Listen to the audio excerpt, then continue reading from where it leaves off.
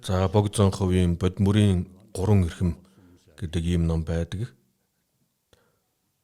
За энэ номыг бол Богдзонхов одоо хизээ айлцсан бай гэвэл одоо Бодмөрийн их Бодмөрийн зэрэг, баг Бодмөрийн зэрэг тэргүүтэй ном зохиолуудыг зохиож дуусны дараагаар Цагаан Вомбу Авган дагбад зориулж одоо зохиосон ийм ном. За Цагаан Вомбу Авган дагбаа бол Богдзонховын одоо шатар шав байсан юм аа. За Богдзонховын одоо айлдварт гардаг. За миний одоо хэлсэн сургаалыг одоо чандлан дагаж мөрдөөд за би тэгээд хожимоо одоо бурхны утыг олсон хойноо дээдийн номын одоо аршааны хамгийн дээжийг одоо чамд өгнө гэж ингэж одоо айлдсан. За тэгээд Богдзонхов бол одоо Цагаан Вомбу Авган дагбад энэ одоо номыг захидал болгон одоо явуулсан юм аа. За Цагаан Вомбу Авган дагбаа өөрөө бол одоо өөрийн нутагта бурхны шашныг одоо маш их мандуулж хөгжүүлсэн, дэлгэрүүлсэн ийм ач гавьяатай хүн юм. За тэгэхээр Богдзонхов одоо энэ мөрийн 3 эрхэм номыг бол одоо товчхон энэ номыг богинохон одоо цөөн үгээр нарийн утгыг одоо илэрхийлсэн ийм ном сургаал юм аа. За мөрийн 3 эрхэм гэдэг нь бол магад гарах үе, бод сэтгэл, үнэн үзэл энэ гурыг хэлж байгаа. За тэгээд эхлээд би нэгэн зүйлийг тайлбарлая гэж бодлоо. Аливаа амьд амтан бүхэн бүгдээрээ зовлон хүсдэггүй, жаргалыг хүсдэхээрээ бүгд адилхан юм. За үүн дээр ямар нэгэн тайлбар хийх шаардлага байхгүй. Өчүүхэн өт хорхой хүртэл одоо ямар нэгэн зүйлээр оролдоход буцаагаад хариу үйлдэл хийдэг шүү дээ.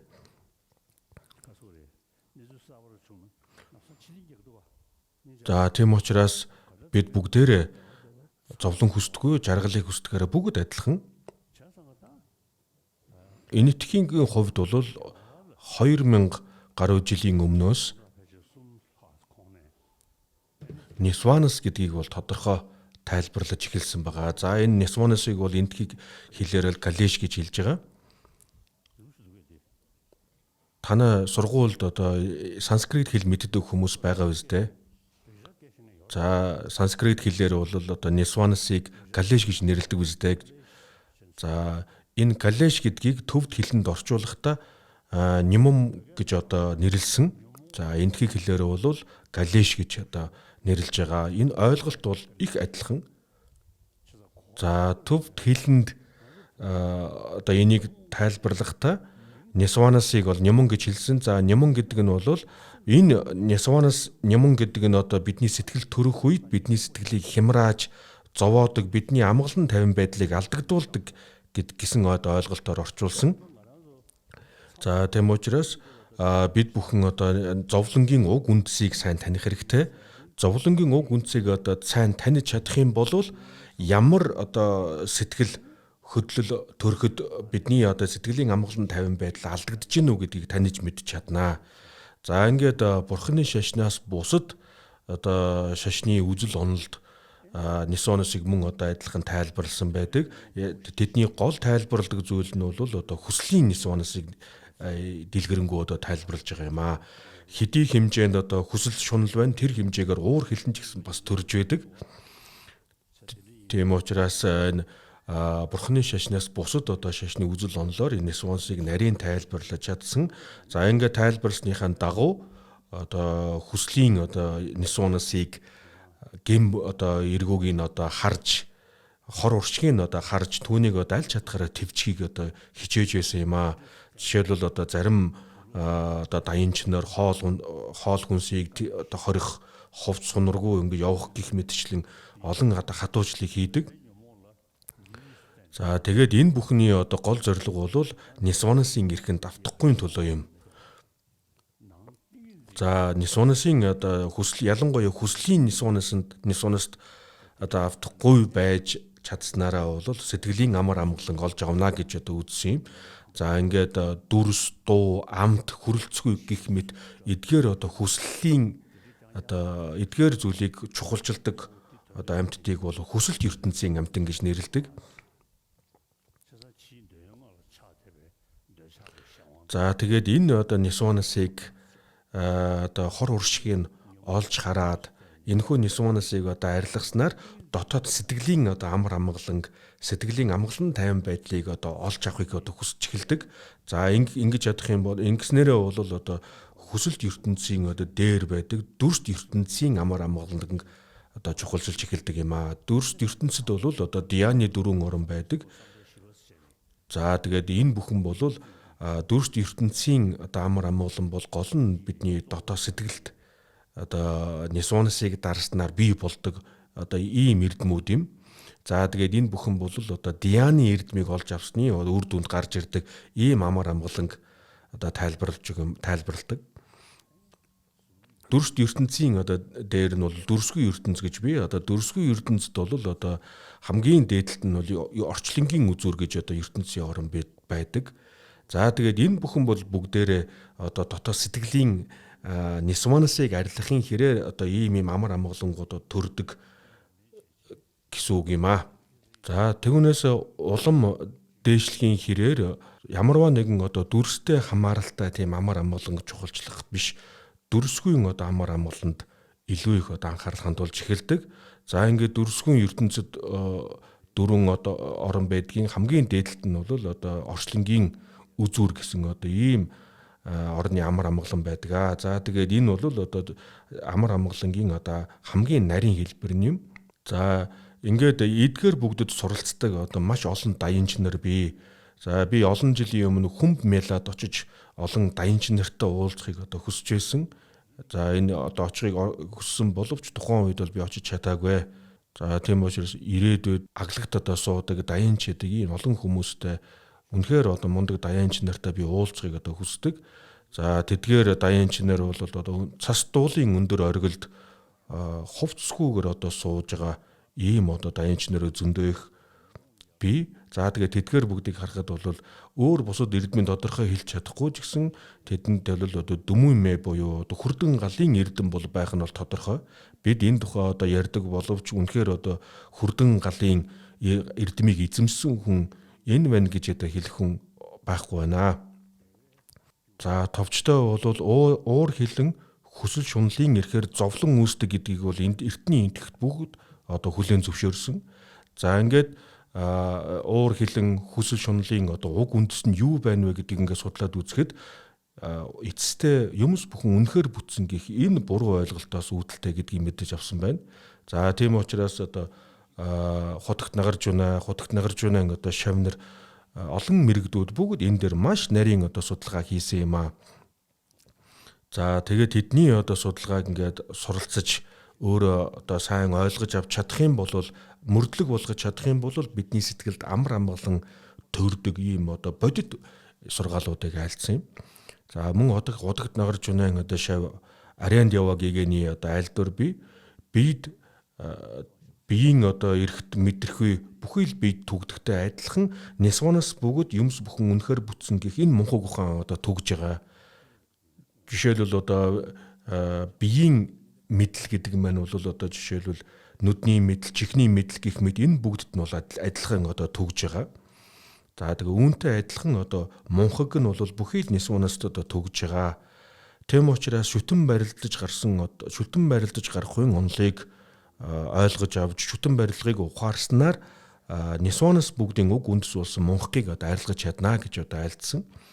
За тэгээд энэ бүхэн бол бүгдээрээ дан ганцхан одоо сургаал төдий биш. Энэ сургаалыг одоо амьдрал ахуйд хэрэгжүүлэх бүрэн боломжтой. Энэ ойлголтыг бүрэн гүйцэд ойлгож авахд учир шалтгааны үүднээс нь нотлон гаргаж одоо учир шалтгааны үүднээс нь баттай ойлгох бүрэн боломжтой ийм сургаалууд юм.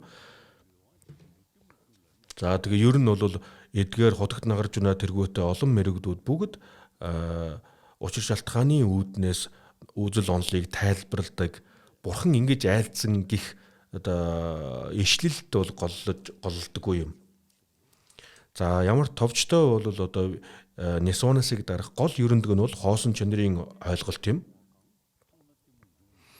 За хоосон чанарыг ойлгож авахдаа уран аргаар одоо ойлгож авах хэрэгтэй. За энэ уран арга гэдэг маань бол одоо энэ бод сэтгэлийг одоо хэлж байгаа. Бод сэтгэлийн дэмжлэгтэйгээр хоосон чанарын үзэл онолыг бол ойлгох хэрэгтэй. За ингэснээрээ бол одоо олон талын ойлголтыг агуулсан бодит сэтгэлийг одоо төрүүлж хагаад хоосон чанарт одоо суралцах хэрэгтэй юм а. Хэрвээ энэ хоёрыг хооронд нь ингэж хослуулж чадах юм бол одоо хоосон чанарын үзэл онолд суралцсны одоо гол үр дүн гарна гэсэн үг юм. За бодит сэтгэлийн одоо гол одоо үндэс нь бол одоо магад гарахын одоо сэтгэл юм а. За магад гарахын одоо сэтгэлийг төрүүлж чадах ялангуяа одоо нисуансыг арилгах боломжтой юм байна гэдгийг мэдэж авч чадах юм бол одоо бодит сэтгэл бол бүрэн гүйцэд бол төрж ийн гэсэн үг юм. Тийм учраас бодит сэтгэлийг одоо төрүүлэхэд бол хамгийн эхлээд нирваны хотыг олъё гэсэн одоо ийм хүсэл хэрэгтэй. За энэхүү одоо нирваны хотыг олъё гэсэн одоо энэ хүсэл маань бол хутагтын дөрвөн үнний ойлголтыг бүрэн гүйцэд ойлгож авсан, бүрэн гүйцэд ухаарсан ийм ойлголтон дээр суурилж гарч ирсэн одоо ийм сэтгэл байх ёстой. За тийм учраас мөрийн 3 өрхөм гэдэг маань бол хамгийн нэгдүгээрт нь магад гарахын сэтгэл, хоёрдугаарт нь бодит сэтгэл, төгсгөлд нь бол одоо үнэн үзэл энэ гурыг одоо хэлж байгаа юм аа. За би мөрийн 3 өрхөм номыг Тадаран Бүчээ багшаас одоо хүртсэн юм. Мөн одоо Лингэрэн Бүчээ багшаас ч гэсэн одоо хүртсэн, Тэжаран Бүчээ багшаас ч гэсэн энэ одоо номын айлдварыг бол хүртчихсэн юм аа. Тийм учраас би өөрийн үндсэн 3 багшаас гурвуулангаас нь одоо адилхан энэ номын айлдварыг хүртсэн. За Бодмөрийн зэргийн Хурангу утга ном бол арай жоохон одоо дэлгэрэнгүй урт үгтэй. За тэгээд би өглөө болгон одоо Гандан лавжаа уншаад Гандан лавжааг уншсны дараагаар бол одоо Ёндон шүржүрмөн номыг уншиж Бодмөрийн зэргийн бүхий л одоо эрдмүүдийг дистраалан одоо сайн бодож чаддаг. За тэгээ түүний дараагаар нь мөрийн 3 эрхэм энэ номыг одоо уншиж энэ үед хоосон чанар дээр төвлөрн бясалгадаг. За энэ уншлагуудыг бол би өдөр болгон уншиж бясалгал хийдэг. Энэ маш их үр дүн өгж байна. За ингээд номын их нь бол одоо бог тойм багш нарт мөргмөө Бурхны эрхэм зориг бүхний шим утга бодисодва дээдэс нар ясаашаасан мөр хувьд гэтлэхийг хүсэгчдийн ор холмыг хэр чадлаар би номлсугаа. Сансрын амгаланд үл тачааж чөлөө учрлын хэргийг гаргахад хичээснээр Бурхныг баясах мөр сэтгэл итгэсэн ховдон бүгд тунгалаг сэтгэлээр сонсох дун гэж. За энэ нэсэг нь бол одоо сонсохыг хүсгэж шавнарт сонсохыг хүсхийг одоо хүссэн ийм шүлэг. За түүний дараагаар нь бол гол номлол нь бол 3 дахь шүлгээс эхэлж байна. За эхлээд нирваны хотыг одоо олъё гэсэн энэ хүсэл маань бол зовлонгийн мөн чанарыг бүрэн гүйцэд таньсны үр дүнд гарч ирдэг юм зүйл юм. За тэгэхээр хамгийн эхлээд бол одоо зовлонгийн мөн чанарыг одоо сайн таних хэрэгтэй байгаа юм аа. За тэгэхээр магад гарахын 3 дахь шүлэг нь бол магад гарахыг одоо хэрхэн төрүүлэх тухай гаргасан.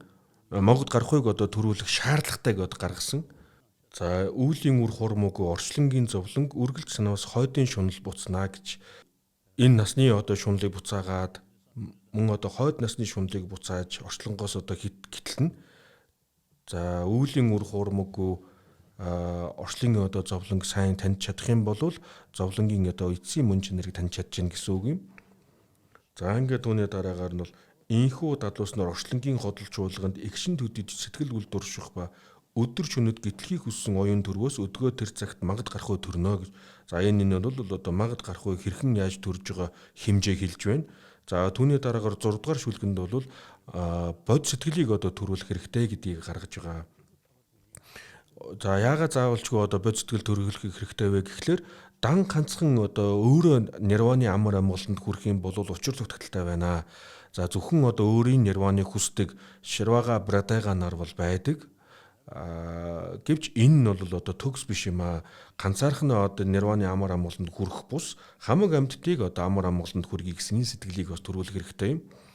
За энэ бод сэтгэлийг төрүүлэх арга нь юу вэ гэхлээр одоо энэ 7 дугаар шүлгээс эхэлж байна.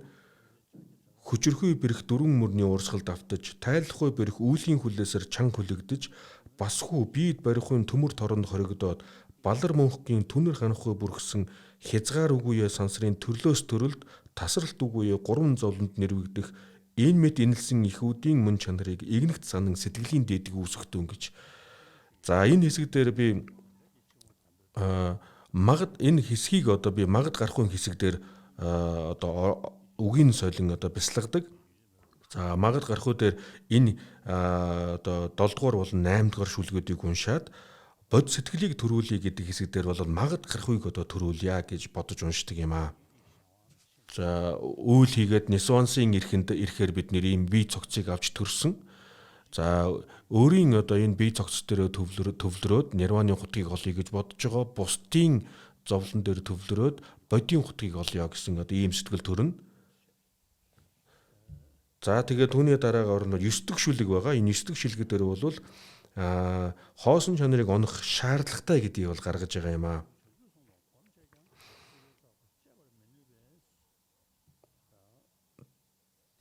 За энэ 9 дугаар шүлгийн одоо төгсгөлд нь бол шүтэн барилгыг онож мэдхийн аргад одоо шамдах хэрэгтэй гэж гарч байгаа. За энэ хэсэг дээр бол бие үгийг онож мэдэх аргад шамдах хэрэгтэй, хоосон чанарыг оногч мэдэх аргад шамдах хэрэгтэй гэж хэлж болно. Гэтэл энд шүтэн барилгыг мэдхэн аргад шамд гэж айлцсан ямар учиртай вэ гэхээр хутагт нагарж үнэн одоо гол одоо таал юм аа. Шүтэн барилдаж гараагүй нэгэхэн зүйлч байхгүй, шүтэн барилдаж гараагүй нэгэхэн зүйлч байхгүй учраас хоосон чанартай одоо юмс бүхэн бүгд хоосон чанартай юм аа. За бэлгүүний үндэс номын одоо тахилын өгүүлэл гэж байгаа. Энэ тахилын өгүүл дотор бол шүтэн барилгын одоо онолыг бол голлож айлдсан байгаа юм. За тэгээ энэ бүхэн бүгд одоо маш нарийн учиртай. За тийм учраас энэ шүтэн барилгын одоо мэдэх аргад шамдах хэрэгтэй гэж одоо айлдсан юм аа. За шүтэн барилдаж гарахын одоо энэ онол маань үнэхэр бүтсэн гэх энэ буруу одоо үзэл бодлыг хэрхэн яаж няцаадаг талаар бид нар дэлгэрэнгүй одоо бодох хэрэгтэй болно. За тэгээ энийг бол хойно одоо 10 дугаар бүжүүлэг болон одоо 11 дугаар шүлгүүд дээр тайлбарлаж байна.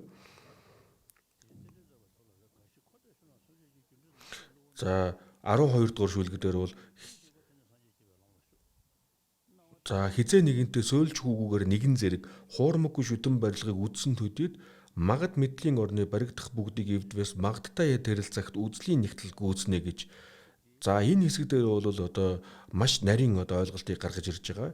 Юмс бүхэн бүгдээр нэрийтгэлийн төдөд одоо оршиж байгаа гэдэг энэ ойлголтыг маш анхаарах хэрэгтэй.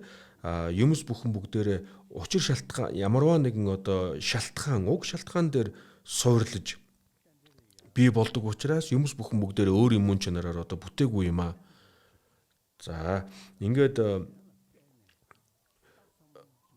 үүний дараагаар бол 13 дугаар шүлэг дээр бол 13 дугаар шүлэг дээр хоосон чанарын улам гүнзгий одоо ойлголтыг гаргаж ирж байгаа юм. За энэ хэсэг дээр бол хоосон чанар нилээд ойлголттой хүнд одоо энэ 13 дугаар шүлгийг одоо шүлгийн утгыг бол ойлгож чадна. За та одоо би та бүгдийг харж байна. Орс хүмүүс одоо энд сууж байна. Бүгд одоо үзэгдэж байгаа шигээ одоо үнэхээр байгаа юу гэдгийг сайн лавлах хэрэгтэй. Мөн одолхон одоо та нарын зүгээс намайг харахад одоо ширээн дээр одоо сентинт суусан Далай лам одоо энэ дээр сууж байна. За тэгээд энэ Далай ламын биеийн Далай лам юм уу гэвэл биш юм. Далай ламын одоо ярьж байгаа энэ үгийг та бүхэн сонсож байгаа. Тэр Далай ламын хэлж байгаа үг нь ч гэсэн Далай лам биш шүү дээ. За энэ үг хэлэхдээ бол Далай лам өөрөө бодож хэлж байгаа шүү дээ. За тэгээд түүний одоо оюун ухаан нь Далай лам мөн үү гэвэл бас л биш юм. За ингээд үзэхлээр одоо Далай ламын бие, хэл, сэтгэл, оюун энэ гуруулаа одоо Далай лам биш ээ. Тэгэхээр яг Далай лам яг аль нь байна вэ гэдгийг сайн гэж бодож үзэх хэрэгтэй.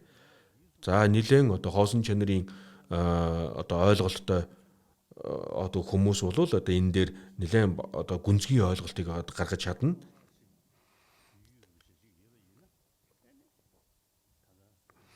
За товчтой бол одоо наривчлаад альва нэг юмс үзэгдлийг маш наривчлан одоо судлаад үзхийн хэрээр тухайн зүйл нь энэ байна гэж тодорхойлох зүйл ерөөсөө байхгүй байдаг. Гэвч энэ нь огт байхгүй гэсэн үг биш. Бүгд одоо байгаа шүү дээ. За тэгээ энэ бүгдийг бол одоо төв дурхан одоо номонд хэрхэн яаж одоо товчилж айлдсан бэ гэхээр сүүх тэргийг 7 талаас нь нэгтэлж үзэх юм бол тэр бүхэн бүгдээрээ хоосон чанартай байсан. Хоосон чанартай байгаа нь бол огт байхгүй гэсэн үг биш ээ. Сүүх тэрэг бол одоо томьёол зөвхөн нэр томьёолын төдийд л оршиж байгаа гэдэг гэж одоо айлдсан юм аа гэж. За ингээд хоосон шүтэн барилдаж гарахын ойлголтыг хэдий хэмжээнд ойлгож чадна тэр хэмжээгээр хоосон чанарын ойлголт нь улам баттай болж ирдэг юм. За квант физикийн одоо энэ онол энэ хэсэг дээр бол одоо энэ хоосон чанарын энэ шүтэн барилгын энэ ойлголтыг олж авахд бол нэлээд нэмэртэй байна. За ингээ 14 дахь шүлэг дээр нь аяа энэхүү мөрийн 3 эрхмийн ансийг өөртөө наривчлан мэдэх цагт аглагийг шүтэн хичээнгүй хүчийг үүсгээд аштын хэрэгэ түргэн бүтээгдэхүүн хүү мэн гэж одоо төгсгөлийн шүлэг гарч байна. За ингээд өвөр өндөрлөж байна. Маргааш бодис содвийн одоо сэтгэл үүсгэх ийм хэсэг явна.